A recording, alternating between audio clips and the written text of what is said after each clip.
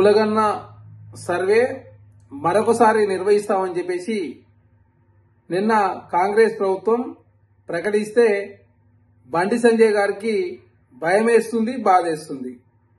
కులగన్న రీసర్వేను దుర్మార్గం, దీన్ని తీవ్రంగా ఖండిస్తుందని చెప్పేసి బండి సంజయ్ గారు మాట్లాడుతూ ఉన్నారు.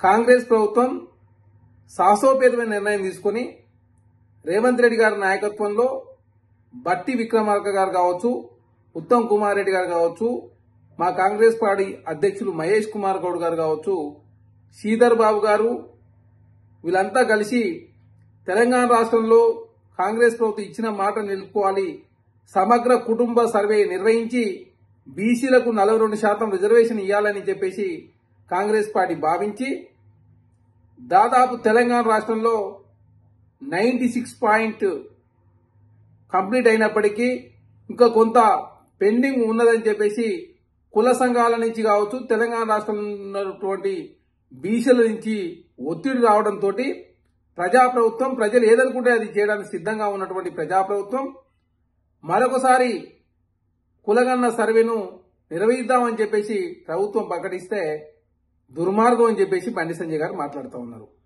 వారి వ్యాఖ్యలను తీవ్రంగా ఖండిస్తూ బీసీ ప్రధానమంత్రి అని చెప్పే నరేంద్ర మోడీ గారు బీసీలకు జాతీయ స్థాయిలో సమగ్ర కుటుంబ సర్వే నిర్వహించి బీసీలకు చట్టసభలో రిజర్వేషన్ తీసుకొచ్చి బీసీల జీవితాలు వెలుగు నింపాలని చెప్పేసి మేము కాంగ్రెస్ పార్టీని కోరుతా ఉన్నాం. ప్రతిసారి ఏమన్నా సందర్భం వస్తే బీసీ ప్రధానమంత్రి అంటారు, బీసీ కులగన్నకు భారతీయ జనతా పార్టీ నరేంద్ర మోడీ గారు వ్యతిరేకం. అదే కాకుండా బీసీలకు చట్టసభలో తీసుకురాదు నరేంద్ర మోడీ గారు భారతీయ జనతా పార్టీ. అదే కాకుండా బీసీలకు 50 లక్షల కోట్ల బడ్జెట్ మొన్న ప్రవేశపెట్టి బీసీలకు ఇచ్చింది భారతీయ జనతా పార్టీ గుండు సున్నా. అదే కాక తెలంగాణకు చేసింది భారతీయ జనతా పార్టీ తీరని ద్రోహం చేసిరు. తెలంగాణ రాష్ట్రం నుంచి 8 మంది ఎంపీలు, 8 మంది ఎమ్మెల్యేలు ఉండి తెలంగాణకు నిధులు తీసుకురావడంలో భారతీయ జనతా పార్టీ ఘోర వైఫల్యం చెందింది. అయినా బండి సంజయ్ గారు కేంద్ర మంత్రిగా ఉండి తెలంగాణ రాష్ట్రం నిధులు తీసుకురాడు, అదే కాక బీసీలకు కేంద్ర బడ్జెట్లో నిధులు కేటాయించే స్తోమత తనకు లేదు. అదే కాకుండా బీసీలకు చట్టసభల్లో లేకపోతే బీసీలకు జాతీయ స్థాయి కులగణన చేసే దమ్ము బండి సంజయ్ లేక కాంగ్రెస్ పార్టీ సాహసోపేత నిర్ణయం తీసుకున్నప్పుడు స్వాగతించాల్సింది పోయి, అభినందించాల్సింది పోయి కులగణన దుర్మార్గం అని చెప్పేసి బండి సంజయ్ గారు మాట్లాడాన్ని తీవ్రంగా ఖండిస్తా ఉన్నా. ఈనాడు భారతదేశానికి తెలంగాణ తలమానికమైంది, భారతదేశానికి తెలంగాణ ఆదర్శవంతమైంది.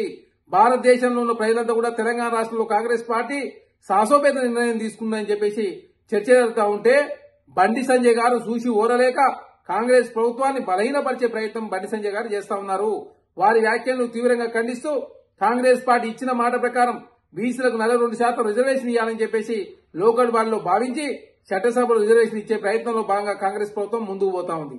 అదే కాకుండా కాంగ్రెస్ ప్రభుత్వం సాహసోపేత నిర్ణయం తీసుకుని ఆనాడు బీఆర్ఎస్ ప్రభుత్వం 34% ఉన్నటువంటి లోకల్ బాడీ రిజర్వేషన్ ను 23% కుదించి సర్పంచ్లలో 23% ఇచ్చింది. ఎంపీటీసీ జెడ్పీటీ ఎలక్షన్ లో ఏకంగా 18% మాత్రమే ఇచ్చినటువంటి పరిస్థితి బీసీలకు.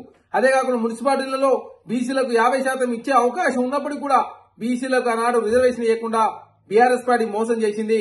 బీఆర్ఎస్ పార్టీ మోసం చేస్తే భారతీయ జనతా పార్టీ ఎలక్షన్ల సందర్భంగా బీసీని ముఖ్యమంత్రి చేస్తానని చెప్పి ఇచ్చిన భారతీయ జనతా పార్టీ బీజేపీ నేత బీసీని చేయకుండా బీసీలకు అవమానించిందే భారతీయ జనతా పార్టీ. కాబట్టి ఇప్పటికైనా భారతీయ జనతా పార్టీ చిత్తశుద్ది, బండి సంజయ్ గారి చిత్తశుద్ది ఉంటే బీజేపీ నేత బీసీని చేయండి, చట్టసభలో బీసీల రిజర్వేషన్ తీసుకురండి, జాతీయ స్థాయిలో కులగణన చేయాలని చెప్పేసి కాంగ్రెస్ పార్టీ నుంచి డిమాండ్ చేస్తా ఉన్నా.